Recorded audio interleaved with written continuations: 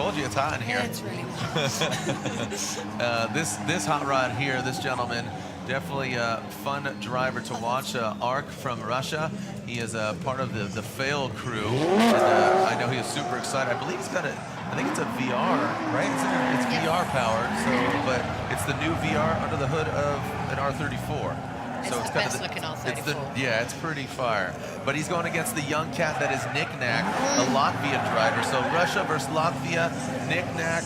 14 years old. Yeah, and That's nuts. he's really blown up. He started drifting when he was like 12. So he kind of exploded the internet. He's come over to Formula Drift with his dad. But NikNak, a talent. I mean, who comes out on top here for you? I mean, this isn't a drift competition, too. That's the thing. These guys are drifters. First time for both of them to be at Gymkhana. That's it. I would have to say, okay, so you're saying Ark comes out on top? Yeah, so here we go. Ark. He's such a good little kid, though.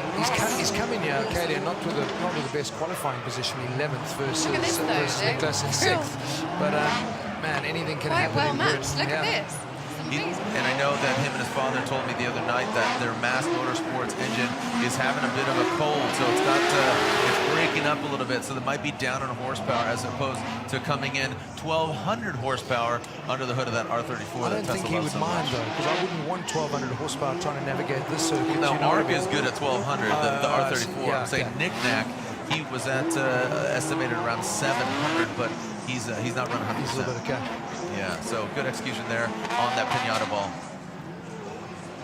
But Isn't it still a bit questionable to having a bit too much horsepower to how much wheel speed that you don't need and things like that? I know it's good, straight line, hitting it off the start line, but to slow down and then to not have any wheel speed. That's what Luke was talking about. He was saying just, the V8 just stomps it and it just lights him up, and that's going to be the issue as opposed to his previous setup, which is really manageable, and he's maxing it out as opposed to having some more horsepower on deck. Finding that perfect scenario. Horsepower, weight, dialing in. So as these guys are wrapping up here, let's see what kind of times we get from Ark and NikNak. They are NikNak and NikNak. They are neck and neck as Ark and NikNak. Well, style points across the line. Look at that. Well. 0.10, 0.10 separate them. 0.110 if we're getting... That's amazing. He has the head games now. Now you swap over. So NikNak's going on to what everyone is saying is their better side, the left side. So he's going on to essentially his better side with the negligible gap. So some mind games going on here. Exactly. Is the left side better for you? Yes, I think it flows a lot more for me. I don't know whether that's because I'm left-handed. Yeah, it's in the header. What, really? Yeah. I mean, it's a mirror course. It's just we all have a favorite. That's the So this is actually geared up to be a really good battle, because now you've just got to keep it cool, keep it focused, and just not do anything stupid. Yeah. Here we go, NikNak and Ark, but they need to hit all the right positions. Look at how much So you're losing some grip there as he moderates it, and now NikNak look less angle than that of Ark as now they bring it sweeping through. He's 14 years old. It still blows my mind. I mean, it's unbelievable. Yeah, I'm not even going to try to pronounce Ark's last name. Oh, yeah. I was barely riding a bike. I'm kidding. Again, trying to pronounce Ark's last name. Arkadiy Tsaregradtsev. Okay. Wow. I've been having a lot of vodka lately. I'm so fluent. It's frightening. All right. Again, you mix that with Monster, you're good to go. Here we go. NikNak brings it around the swimming pool that was made famous by Oliver Solberg in Gymkhana 10. There are the segways with the mannequin, so if a mannequin gets hit, nobody gets hurt. Pinata right on. Man, this is going to come down. Oh, look at that. NikNak. A slight advantage for NikNak from Latvia. Look at that. There is where you can see the other driver. So Arkadiy would have come out of that rotation, clearly seeing that Nikolass is slightly ahead. Easy to get it wrong from here on in. That Wolf Track BMW, again, Mass Motorsports, Wolf Fab, HGK, and the Fail crew of Ark, and that, as Tessa said, a great looking R34, but no matter how good it looks, it always looks better on the podium.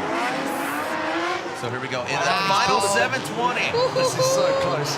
There's 0.1 in it, eh? Yeah. 0.110 separate them. But let's see what happens my here God. now as No. NikNak just nudges him out. And it looks like He's done NikNak it. will get the victory. Have a look at this, a 3:11.495 over 3:11.506. 0.011. No That's amazing. way. 0.011. We're talking tenths of tenths here. Wow. So wow, New amazing run. favorite race. What's that? This is our new favorite. Oh, that was favorite it. for sure. That was This is the one where, you know, it was really coming down to it. But NikNak from Latvia gets the victory over Art. Wow, let's Tessa, your final thoughts, because we're gonna kick you out of here. It's too hot. Oh. But your thoughts here. That was you. Hey, you got to see what could potentially be the best and tightest race of the weekend. Exactly. And fair play to NikNak and being 14 years old, coming here for his first time and absolutely killing it so far. Awesome. Unbelievable. Look at this finish over the line. Brilliant. Wow. Yeah, more circuit racing, maybe some rallying. I'd love to try some rallying.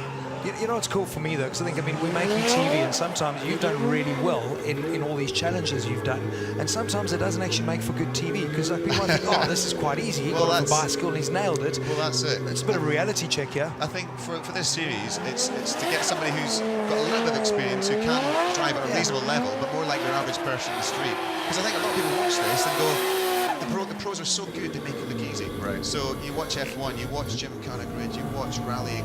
They're so precise that they fool the spectators into thinking it's easy. And so you get an idiot like me coming in, trying it, and being pretty mediocre, and you can show you just how hard it is. What's the name of the show? They make it look easy. We're not sure the name yet. It's going to be one of two things. But Cool. yeah, All right, we'll keep that yeah, under wraps. yeah, cheers. But again, we just real quick back to the action here, because we do have a competition here as we just ended Smoke and Style. That was again from Oman, Sami Al-Shavani and David Spasov from Poland, and you know, the fans just absolutely elated for their local driver there in that Toyota GT86. But real quick, we're going to NikNak and Daigo Saito. This should be a fun one, because Daigo Saito, defending champion, 14 years old. NikNak, talent right out of the gate. 14 years old. 14.